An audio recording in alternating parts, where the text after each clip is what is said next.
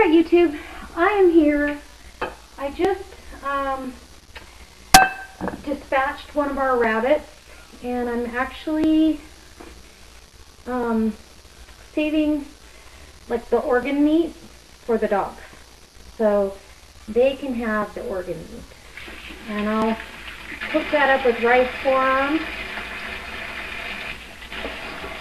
I don't want anything to go to waste. So there's kidneys there, a heart.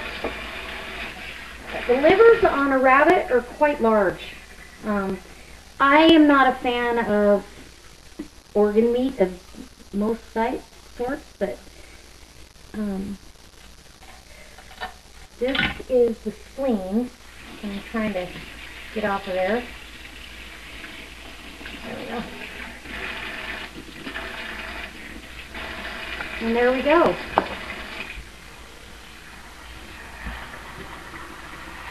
So I'm going to cook this up, and I will put that with some rice.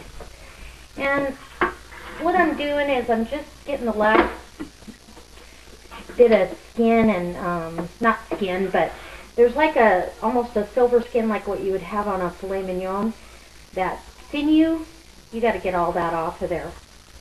And get all the fat out of the body cavity.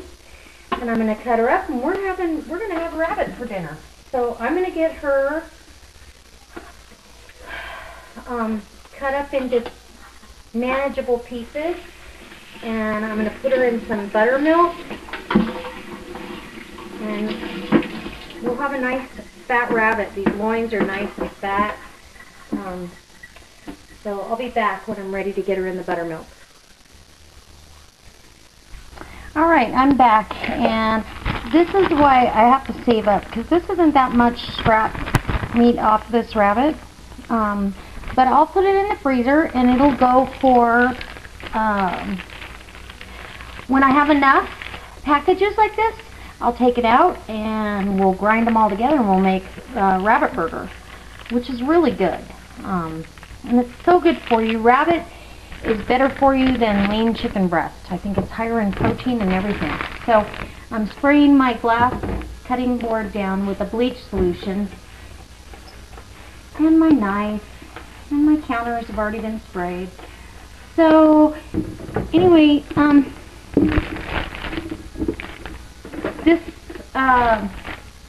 this rabbit's gonna feed our family, and just what a blessing. And I thank the Lord for this. Anyway, so I'm going to let her marinate for probably, even though this is a young rabbit, so it doesn't need to be that long, but it'll just help tenderize the meat a little bit and make it really tender and hold the moisture. So I do the same thing with my chicken. Okay, what I'm doing now, while the rabbit's marinating, I am making, or prepping, I should say, mashed potatoes. Because it's about time to go out and feed the rabbits and the chickens. And so I thought I'd get the potatoes all peeled up first, since the chickens love potato peels. It's pretty funny. Anyway, they love anything. You take it out there, they're going to eat it. So, let's see.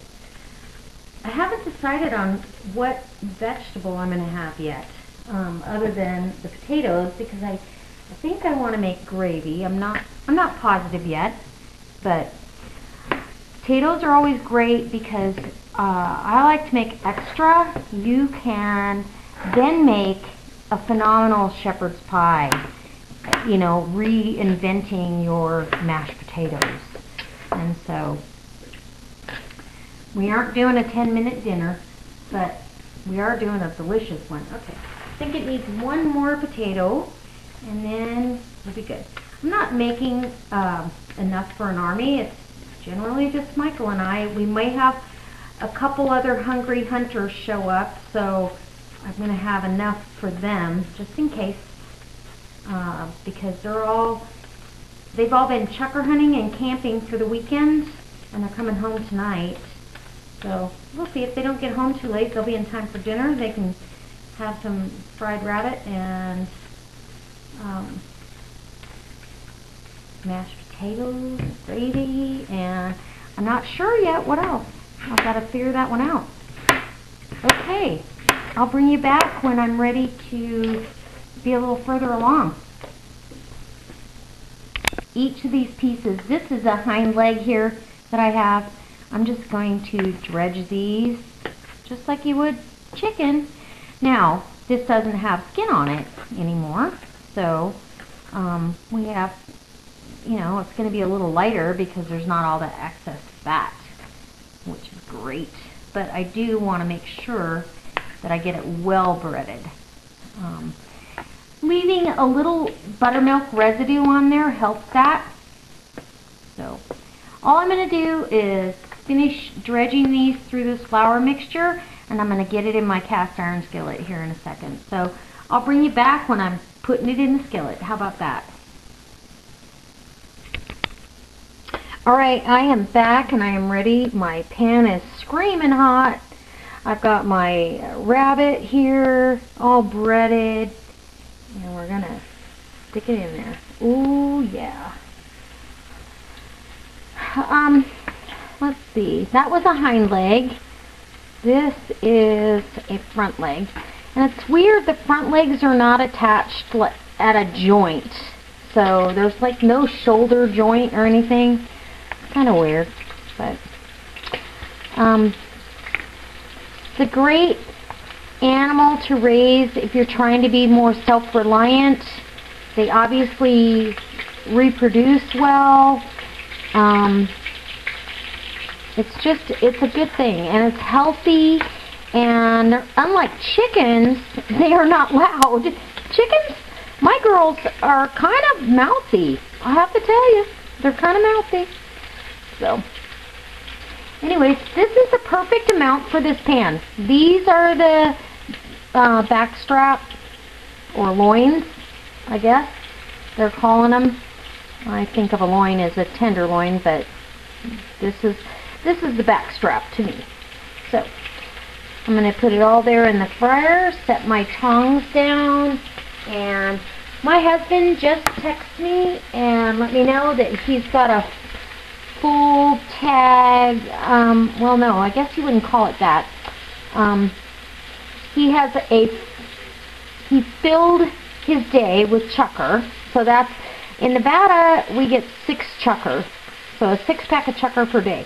Anyways, he's got 6 chucker coming home, and our 1-year-old dog, this is her first hunt for the year. She hunted a little bit last year. She started actually at like 4 months old, and really a great dog, fun to watch in the yard and everything. Anyway, she gave us her first retrieve today, so that was fabulous.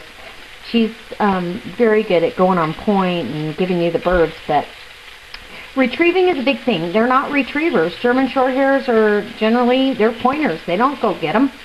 So you have to teach them that. But I'm excited. Okay, guys, I am back, and I just want to tell you, this is so good. Oh my goodness, it is delicious. I feel guilty, it's so good. But you know what? That's what the rabbits and the chickens are out there for, and I just have to get past it. Sometimes it's a hard thing for me to do. I don't know. I think it's probably a girl thing. But very mild, very delicious. And so I'm going to make my gravy. Now that right there that I just put in is about a teaspoon of chicken bouillon, because rabbit is so mild that you're not going to get a whole lot of flavor in your browning and that kind of thing, which it can be frustrating if you're trying to make this fabulous, you know, gravy. What do? Okay, so I'm gonna add now, because I have oil in here, so I'm gonna add some flour to thicken our gravy. And usually I do equal portions because that's kind of the rule of thumb.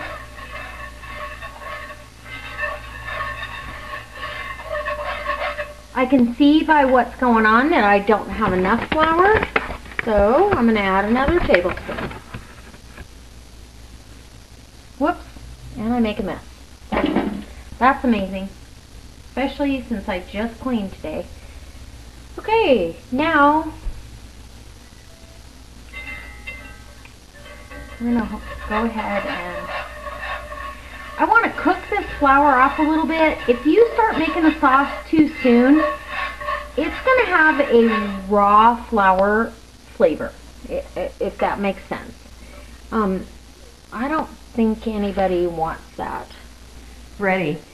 I have to tell you that I added so much water to the gravy that I decided to add some powdered milk to it, which made all the difference in the world.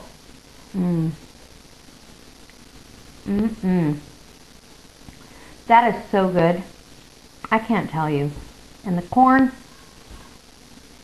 And we already know the rabbit tastes good. This is a hind leg, little loin. My husband will love it. So I hope this inspires you to, I don't know, step outside the box. Try something new. Try something maybe different than you're used to. I don't know. I talked to my girlfriend this afternoon who just was like, ew, I don't know if I could do rabbit. But it's all good. We raise them to feed our families. And so I hope this inspires you to be a little more self-reliant. This is where our food comes from, like it or not. And I praise God that we have this resource.